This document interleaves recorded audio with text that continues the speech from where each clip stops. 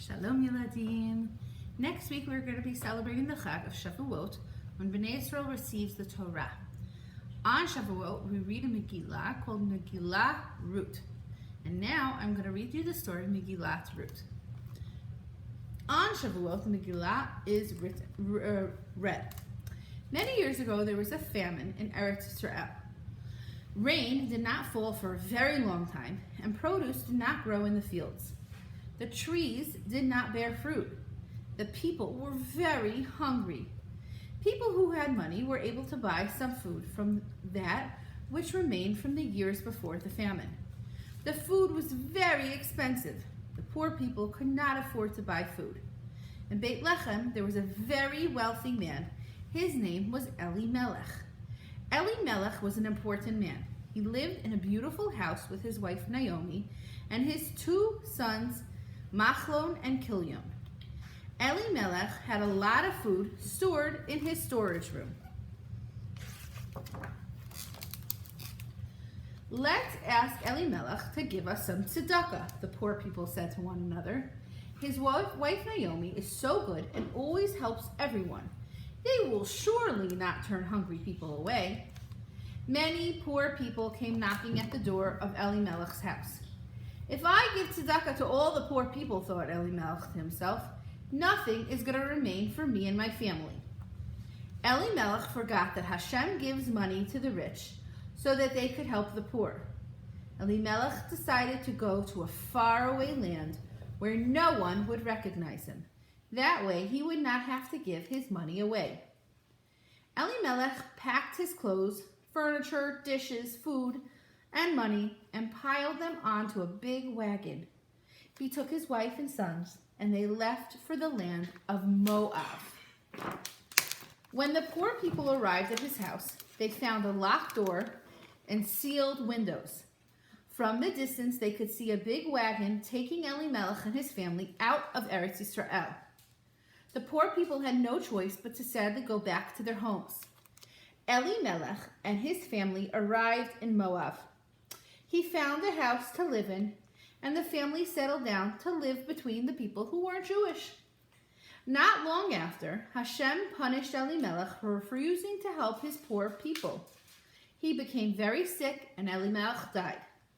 Naomi and her sons were left alone between all these people that were not familiar to them. Machlon and Kilion grew up and married people who were not Jewish. Their wives were the daughters of a king of Moab. Their names were Ruth and Orpah. Naomi was very sad. Her husband had died and her sons had married not Jewish women from Moab. Hashem punished Machlon and Kilion. At first their horses died, then their camels, and finally their donkeys.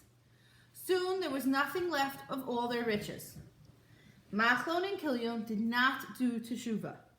They did not return to Eretz Israel. Hashem finally brought upon them a harsh sickness, and it wasn't long before they too also died. Naomi was now alone in the world. No husband, no children, and no money. Naomi heard that the famine was over in Eretz Israel. She decided to return to Beit Lechem. Naomi set out on her own.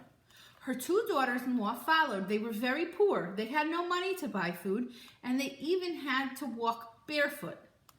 When they had walked part of the way, Naomi turned to Ruth and Orpah, and she said, "Go back home to your father's place. There you will have whatever you need. Remember, they were daughters of a king. I cannot give you food or clothes. You will have a much better life in your father's palace."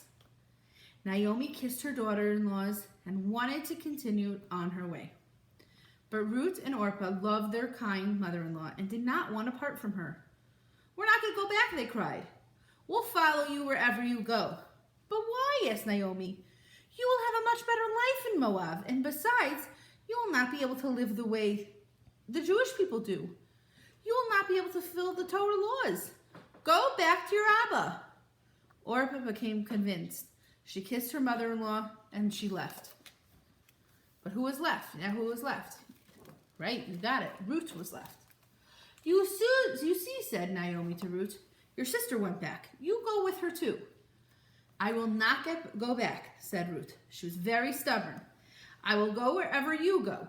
I want to be a Jew, and I want to keep the Torah. Please don't make me go back to Moab, she begged. And so it was that Naomi and Ruth made their way together to Eretz Yisrael. When they arrived in Beit Lechem, it was harvest time. The Naomi who had left Beit Lechem years ago during the famine had been a wealthy and beautiful woman. The Naomi who came back to Beit Lechem was poor. She was dressed in rags. She was also very sad. Could it really be her? The neighbors whispered. Could that be Naomi? That can't be Naomi. What happened to Naomi? Please don't call me Naomi, she said. Call me Ma'ara, which means bitter. Hashem has punished us, and our life is very bitter. Remember what Hashem punished them for? Does anyone remember? Because Elimelech, her husband, would not help the poor people.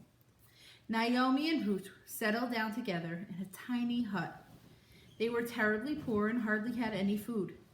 They were very hungry all the time.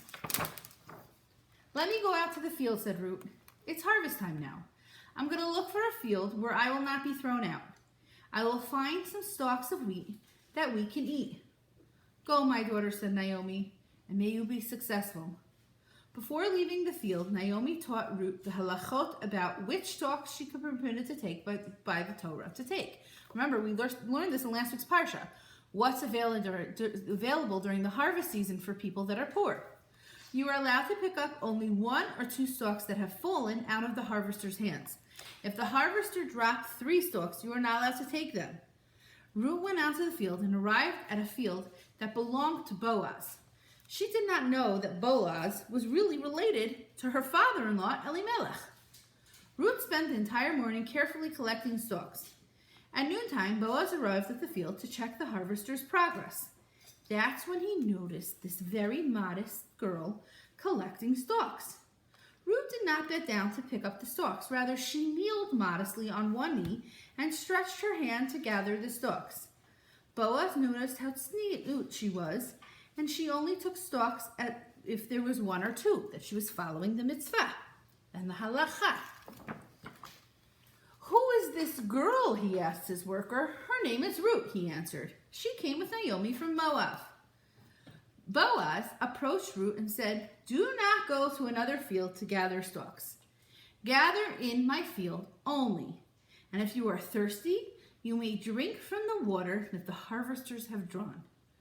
Why have I found favor in your eyes? Ruth asked, surprised by the man's kindness to her. I have heard about your noble actions. You left your land and your father's comfortable palace and followed Naomi, even though you knew you would be living a very poor life, said Boaz. Hashem will reward you for your righteous actions. And then it was time for the workers to eat their meal. Come, said Boaz, you may eat with the harvesters. Ruth sat on the side modestly and quietly. Boaz gave her bread and she ate it. The kind Ruth did not forget her mother-in-law. She left over some of her bread and saved it for Naomi. She ate quickly and then went back to collecting stalks. Boaz warned his workers, do not humiliate Ruth. She is a princess. Night fell on the field. Ruth now had a large amount of stalks. She made her way back to the hut and gave Naomi the bread she had saved for her. She also showed her the stalks. Where did you collect all of this? Who has been so kind to you? Asked Naomi. Boaz, answered Ruth. Naomi was pleased. Boaz is a tzaddik, she said, and he is also related to us. You should always go only to his field. And so it was day after day until the end of the harvest time. Ruth would go to Boaz's field and collect stalks. But then Boaz had decided that he wanted to marry Ruth. They got married, and it wasn't long before they had a son whose name was Oved. Oved was as righteous as his parents, Boaz and Ruth. He learned a lot of Torah. When he grew up, he got married, and he had a son named Yishai. Yishai was the father of David HaMelech. Ruth was zochet to build a royal family. David HaMelech, Ruth's great-grandson, was the second king of Bnei Israel. David HaMelech had a violin. Every night, when the clock struck midnight, the wind would blow and move the strings of the violin, which produced a tune. David would hear the tune and would get up at once. He would sit and learn Torah until the morning. David HaMelech composed Sefer Tehillim. Throughout all the years, both in times of sadness and in times of joy, the Jewish people turn to our precious Tehillim. They find comfort in the words composed by David so many years ago. David HaMelech was born and also passed away on Shavuot at the age of 70. Therefore, the Megillah of Ruth is also read on Shavuot. And I want you to know, I learned once from my Rabbi Tversky in Chicago, and I always tell this to my students, one of the other reasons we read Ruth and we learn about Ruth on Shavuot is because it tells us a story of someone who was not born a Jew, but someone who had decided to take her own Matan Torah on herself. That she looked around the world and she saw that being a Jew, being Jewish, was such a bracha. She was willing to give up being a princess. And she decided to become a princess of Hashem. And we learn on Shavuot, when we receive the Torah, from Ruth, how special it is to be Jewish and how proud you should be to be Jewish. So that I love that lesson also. Bye, everybody.